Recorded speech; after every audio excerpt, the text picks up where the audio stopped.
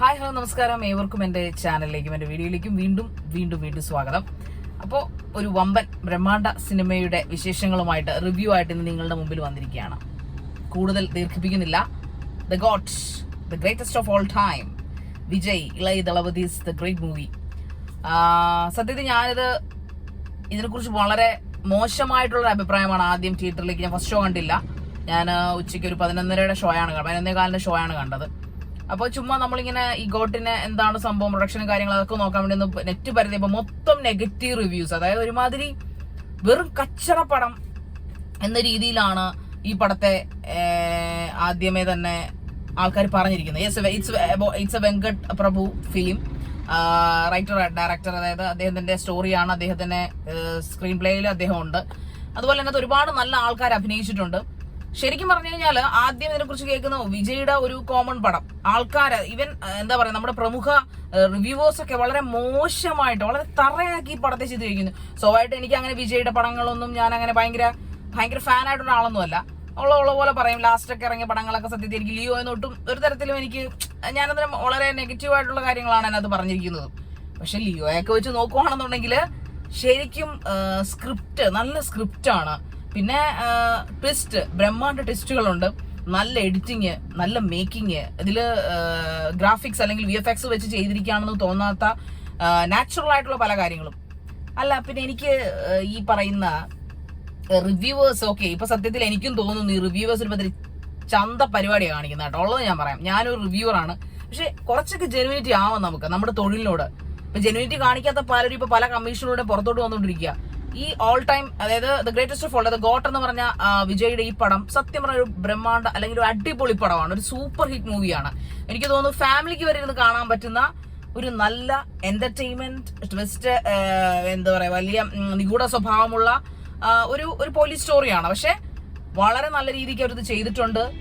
എന്തിനാണ് റിവ്യൂവേഴ്സ്, എനിക്ക് റിവ്യൂവേഴ്സിനോട് പറയാനുള്ളത്, എനിക്ക് എന്തിനാണ് റിവ്യൂവേഴ്സ് വെളുപ്പാങ്കാലത്തെ ഫസ്റ്റ് ഷോയ്ക്ക് പോയിരുന്നു 2 മണി പടം ഇറങ്ങി 2 മണിക്കൂർ കഴിഞ്ഞിട്ടിരുന്നോണ്ട് ഈ കുറ്റം പറച്ചിലാണ്. സത്യം പറഞ്ഞാൽ ടോട്ടലി നാണക്കേട് തോന്നുന്നു എനിക്ക് റിവ്യൂവേഴ്സിനോട്. നമ്മളെ പോലെ ജെന്യൂൻ ആയിട്ട്, ശരിയാണ്, എനിക്ക് ഒരുപാട് സബ്സ്ക്രൈബേഴ്സും കാര്യങ്ങളും, എന്നെ പോലവർക്ക് നിങ്ങൾ സബ്സ്ക്രൈബേഴ്സ് തരരുത്.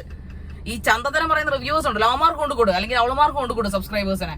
സീരിയസ്ലി വിഷമം കൊണ്ട് പറയാണ് ഞാൻ. എന്റെ ഒരു ടേസ്റ്റ് ഓഫ് പടമല്ല ഇതെങ്കിൽ പോലും ജെന്യൂനിറ്റി നമ്മൾ അംഗീകരിക്കണം. ഇതിനകത്ത് എത്ര താരങ്ങളാണ് അവർ കൊണ്ടുവന്നിരിക്കുന്നത്.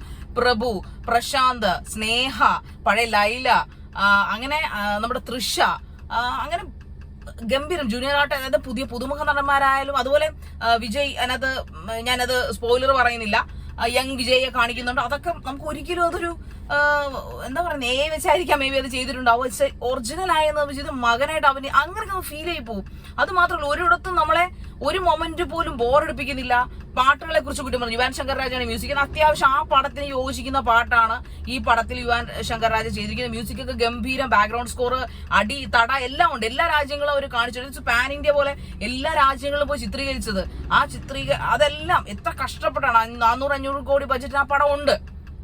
എന്നിട്ട് ആ പടം ഇറങ്ങി കഴിഞ്ഞ് സത്യം പറഞ്ഞാൽ ഇത്രയും രോഷാകുലയായി അല്ലെങ്കിൽ ഇത്ര ഇമോഷണലായി ഈ പടത്തിനെ കുറിച്ച് ഒരു റിവ്യൂ ചെയ്യുന്ന ആദ്യമായിട്ടായിരിക്കാം.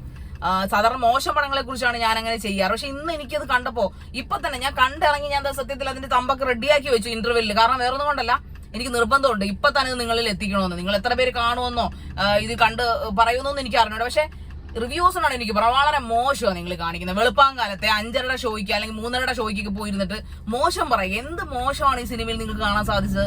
നമ്മുടെ മലയാളി അജ്മലുണ്ട്, കുറെ നല്ല ജയറാം ഉണ്ട്. അങ്ങനെ അതില് ഈ പറയുന്ന പോലെ നല്ല രീതിയിൽ ആ പടം കൊണ്ടുപോയിട്ടുണ്ട്.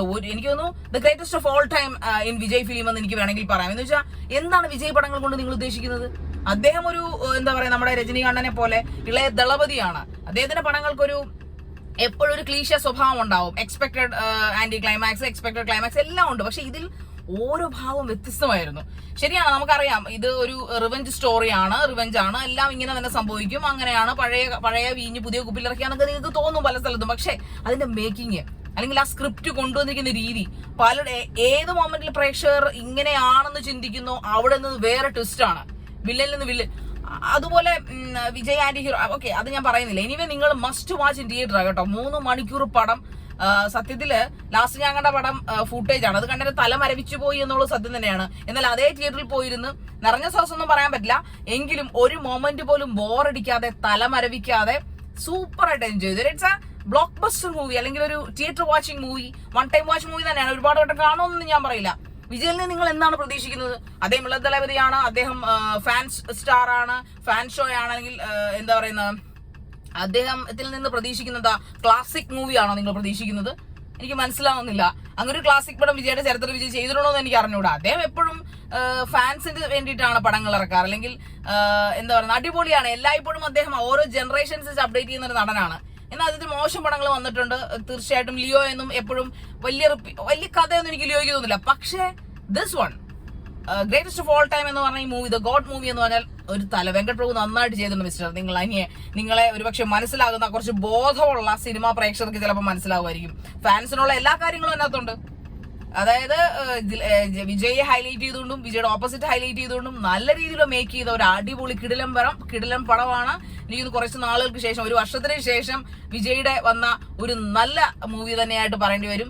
എല്ലാ പടവും ഞാൻ ഇപ്പോഴും പറയുന്നു, സ്ക്രിപ്റ്റ് ഗുഡ് ആണെന്നുണ്ടെങ്കിൽ ബാക്കിയെല്ലാം നമുക്ക് സഹിക്കാൻ പറ്റും. അതുകൊണ്ട് സ്ക്രിപ്റ്റ് ഗുഡ് ആയതുകൊണ്ട് തന്നെ 3.25 മണിക്കൂർ 3 മണിക്കൂറും 5 മിനിറ്റ് പടമുണ്ട്. ആ 3 മണിക്കൂറും 5 മിനിറ്റും നമ്മൾ ഒരു കണ്ണിമ ചിമ്മാതെ കാണാൻ പറ്റിയ ഒരു ഗംഭീരൻ മൂവി തന്നെയാണ് ഗ്രേറ്റസ്റ്റ് ഓഫ് ഓൾ ടൈം എന്ന് പറയുന്ന ആ പടം, അതായത് ഗോട്ട് എന്ന് പറയുന്ന പടം. So you must watch in theatre ആണ്.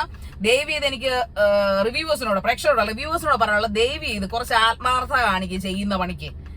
നിങ്ങൾ രാവിലെ വെളുപ്പാങ്കാലത്തെ പോയി കുത്തിയിരുന്ന് ഈ പറഞ്ഞ നെഗറ്റീവ് അടിച്ച് സ്വന്തം കീശ വീർപ്പിക്കാൻ ശ്രമിക്കാതെ കുറച്ചൊരു മര്യാദ കലയോട് കാണിക്കുക. അത്ര മാത്രം പറഞ്ഞുകൊണ്ട് അടുത്ത റിവ്യൂമായി വീണ്ടും കാണും വരെ നന്ദി, വണക്കം.